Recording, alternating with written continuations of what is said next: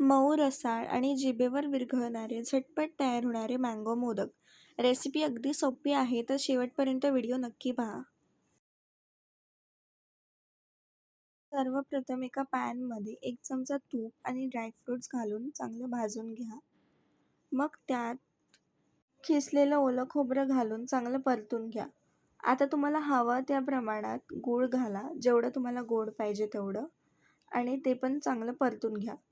आता मँगोची जी प्युरी तयार केली आहे ती ह्यात घालून मिक्स करून घ्या आणि शेवटी थोडीशी वेलची पूड घाला. आता एका कढईत पाणी आणि मीठ टाकून त्यात 1 चमचा तूप आणि मँगो प्युरी टाकून चांगली उकळी येऊन द्या.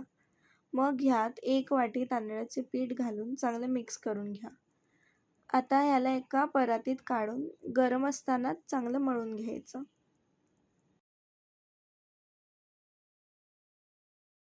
चांगलं मऊसूत पीठ मळून झाल्यावर ह्याचे दाखवल्याप्रमाणे मोदक तयार करून घेऊयात.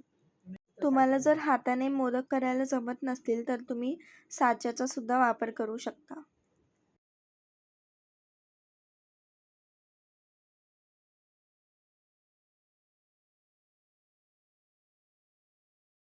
तयार केलेले मोदक पाण्यात बुडवून त्याच्यावर केसर लावून वाफवून घेऊयात.